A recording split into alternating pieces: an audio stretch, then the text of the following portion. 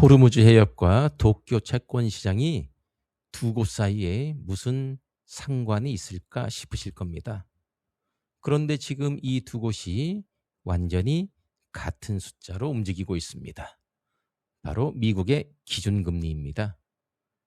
이란과 미국이 몇 달째 첨예하게 대치 중인 호르무즈 해협, 그리고 40년 만에 저점까지 밀렸던 엔화, 미국과 일본이 무려 28년 만에 손을 맞잡고 공동 개입에 나설 정도로 다급했던 그 엔저 사태, 이 두 사건은 시차도 없이 거의 동시에 터졌습니다. 결코 우연이 아닙니다. 오늘 이 영상에서 그 은밀한 연결고리를 끝까지 따라가 보겠습니다.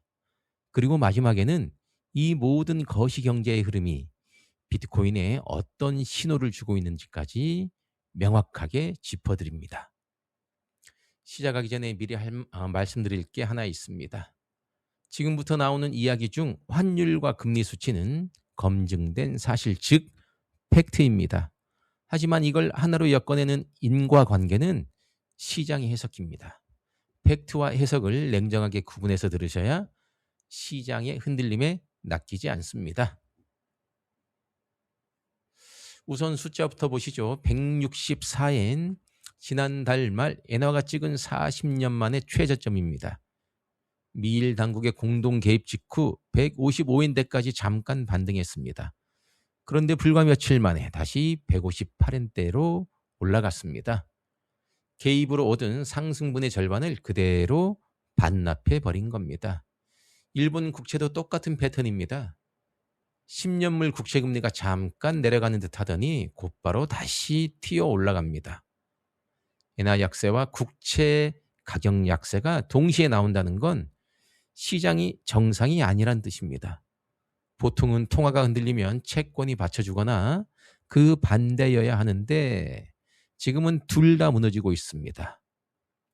시장이 내린 결론은 냉정합니다.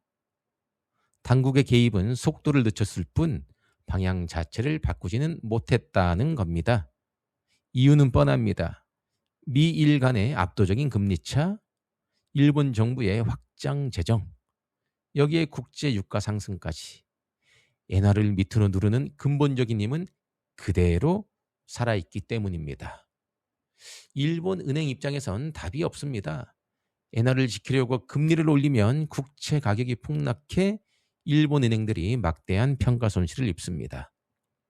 그렇다고 금리를 안 올리면 가만히 있으면 엔화가 계속 새 나가면서 수입 물가가 치솟습니다. 뭘 선택해도 막대한 청구서가 날아오는 외통수에 걸린 겁니다. 그런데 이 위험한 게임의 진짜 주사위는 일본이 던진 게 아닙니다. 지금 중동에서 던져지고 있습니다. 여기서부터는 확정된 사실이 아니라 시장의 해석 프레임이라는 점을 다시 한번 짚고 넘어가겠습니다. 다만 근거가 매우 탄탄한 프레임입니다. 전쟁 전 호르무즈 해협을 지나던 유조선은 하루 110척에서 130척 수준이었습니다. 그런데 지금은 그 수가 한 자릿수까지 떨어진 날도 발생하고 있습니다. 원유 수송이 실제로 막히고 있다는 뜻입니다. 이 상태가 이어지면 국제유가는 고공행진을 버팁니다. 유가가 버티면 미국의 인플레이션도 안 잡힙니다. 물가가 안 잡히면 연준은 금리를 내릴 수 없습니다. 여기까지는 거의 기계적으로 이어지는 흐름입니다. 미국 금리가 높은 수준에 묶여 있으면 미일 금리차 역시 좁혀지지 않고 그대로 유지됩니다. 그러면 투자자들은 무엇을 할까요?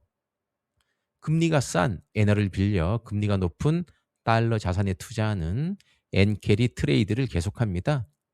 이 거래가 유지되는 한 엔화는 끊임없이 매도 압력을 받게 됩니다. 구조를 정리해 드리겠습니다. 이란 전쟁은 유가 상승을 불러오고 유가 상승은 미국의 물가를 고착화시킵니다. 이건 연준의 금리 동결, 이러한 것은 다시 미일 금리차를 유지하게 되고 엔저 심화로 이어집니다. 결국 이란에서 총성이 오래갈수록 일본 금융 시스템이 버틸 수 있는 시간은 짧아진다는 뜻입니다. 그럼 미국과 일본은 그냥 손 놓고 있을까요? 아닙니다. 엔달러 환율이 160엔을 다시 위협할 때마다 유사한 환율 개입이 반복해서 나올 겁니다. 유로화를 팔아 엔화를 사들이거나 달러 유동성을 공급해 일본이 보유 중인 미 국채를 대량 매도하지 않고 버티도록 도와주는 방식입니다. 하지만 문제는 이것이 임시 방편에 불과하다는 점입니다. 개입을 통해 억지로 엔화를 끌어올려 놓아도 중동 긴장이 다시 격화되어 유가가 뛰면 미국 물가와 금리는 또다시 압박을 받습니다. 금리 차가 그대로라면 시장은 당국이 사들인 엔화를 즉시 되팔아 버립니다. 개입의 효과가 오래가지 못하는 이유입니다. 그리고 이 약점을 이란도 아주 잘 알고 있습니다. 호르무즈 해협에서 긴장 수위만 살짝 올려도 유가를 자극하고 미국의 금리 인하 시점을 뒤로 미룰 수 있다는 걸요. 미국과의 협상 테이블에서 쓸 수 있는 아주 강력한 카드가 되는 겁니다. 미국이 이란에 강경하게 나갈수록 미국의 물가와 금리 부담은 커지고 일본은 엔화 환율과 국채 금리라는 두 토끼를 잡기 위해 계속 피를 흘려야 하는 상황이 이어집니다. 여기부터는 아직 현실화된 것은 아니지만 시장이 가장 우려하는 확산 시나리오입니다. 엔화 가치가 통제 불능으로 떨어지면 아시아 시장에서 경쟁 관계에 있는 한국의 원화나 중국의 유안화 역시 연쇄적인 하락 압력을 받게 됩니다. 기초 체력이 약한 동남아 신흥국 채권 외환 시장으로 그 충격파가 번질 수 있다는 경고가 나오는 이유입니다. 더 큰 문제는 그 다음입니다. 아시아 국가들이 달러 가뭄을 해소하기 위해 달러 확보에 나서거나 일본이 자국 금융시장을 방어하기 위해 해외 부채와 해외 자산을 대거 회수하기 시작하면 미국 국채 시장마저 강력한 매도 압력을 받게 됩니다. 이란에서 시작된 조그만 불씨가 일본과 아시아를 거쳐 결국 미국 금융시장의 심장부인 국채 시장으로 되돌아오는 악순환입니다. 아직 터진 악재는 아니지만 현재 글로벌 거시경제 시장이 가장 두려워하는 리스크 중 하나라는 점은 분명합니다. 그렇다면 이 얽히고 설킨 실타래를 푸는 순서는 어떻게 될까요? 3단계 메커니즘이 필요합니다. 1단계, 이란과의 물밑 협상이 물꼬를 터서 호르무즈 해협의 물류가 정상화되어야 됩니다. 2단계, 유가가 안정되고 미국의 고용과 성장 지표가 적당히 식어주면 연준은 물가 안정이라는 신뢰를 깨지 않으면서 비로소 금리를 내릴 명분을 얻게 됩니다. 3단계, 미국 금리가 낮아지면 일본이 억지로 금리를 올리지 않아도 미일 금리 차가 자연스럽게 줄어듭니다. 엔 매도 압력이 축소되면서 엔 캐리 트레이드가 연착륙할 수 있는 시간이 벌어집니다. 여기에 최근 시장에서 주목하는 변수가 하나 더 있습니다. 바로 클래리티 법안 같은 미 암호화폐 관련 법안입니다. 단 체크할 점이 있습니다. 이 법안은 아시는 대로 아직 완전히 통과된 법이 아닙니다. 상원은행위를 통과했을 뿐 본회의 표결과 하원 절차, 대통령 서명이 남아 있습니다. 최근 연내 통과 전망치가 낮아지기도 했습니다. 하지만 만약 이 법안이 최종 통과되어 스테이블 코인 발행사들이 담보로 사들여야 되는 미국 단기 국채 수요가 급증한다면 연준이 금리를 내리는 국면에서 발생할 수 있는 미 국채 수요 공백을 메워주는 훌륭한 버팀목이 될 수 있다는 기대를 받고 있습니다. 물론 어디까지나 법안 통과가 전제된 시나리오입니다. 결국 필요한 건 시간과 순서입니다. 공동 개입으로 시간을 벌고 중동 협상으로 유가를 잡고 미국 금리 인하로 글로벌 통화를 안정시키는 순서, 이 단추 중 하나라도 잘못 끼워지면 다음 단계도 연쇄적으로 뒤로 밀리게 됩니다. 자, 이제 모든 이야기의 최종 목적지 비트코인으로 가져와 보겠습니다. 지금 비트코인은 63,000달러, 4,000달러 부근에서 팽팽한 줄다리기를 하고 있습니다. 확실한 방향을 잡지 못하고 지루한 박스권에 갇혀 있는 건데요. 이유는 아주 명확합니다. 앞서 짚어드린 중동발 지정학적 리스크와 상단이 막힌 유동성, 그리고 비트코인 현물 ETF에서 유출되는 기관 자금이라는 강력한 억제기가 동시에 발목을 잡고 있기 때문입니다.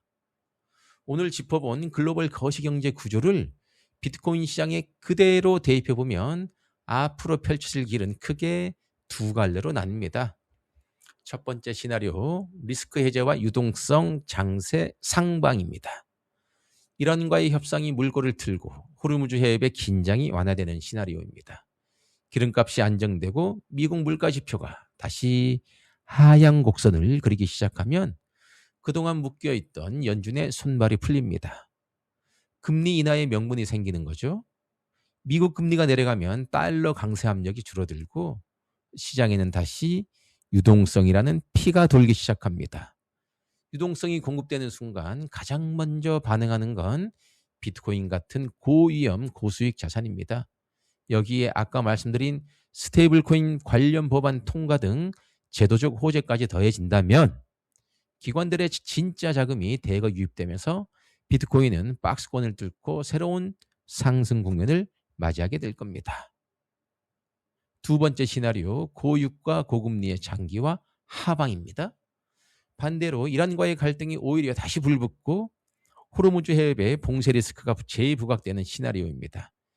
이러면 국제유가가 다시 솟구치고 미국의 인플레이션 공포가 살아나면서 연준은 금리 인하는 없다는 매파적 스탠스로 돌아섭니다.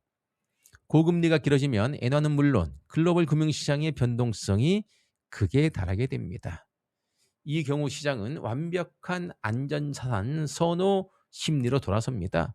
아무리 비트코인이 디지털 금이라는 서사를 가지고 있더라도 거대한 채권 환율 시장의 발작 앞에서는 유동성 위축의 여파를 피해갈 수가 없습니다. 현물 ETF 자금 유출이 가속화되면서 비트코인 역시 강력한 하방 압력을 받게 되는 구조입니다. 결론은 하나입니다. 지금 비트코인의 향방을 결정짓는 진짜 변수는 차트 위의 보조지표나 매매 패턴이 아닙니다. 호르무즈 해협에서 들려오는 소식, 그리고 연준의 금리 결정이라는 거대한 톱니바퀴입니다. 그러니 뉴스를 보실 때 코인 시세창만 보면서 불안해하시는 것보다 국제 유가와 미 국채금리, 그리고 중동의 협상 테이블을 먼저 확인하시길 강력하게 권해드립니다. 그 지표들이 꺾이는 지점이 바로 비트코인이 진짜 방향을 잡는 기점이 될 테니까요. 오늘 준비한 내용은 여기까지입니다. 시청해 주셔서 감사합니다.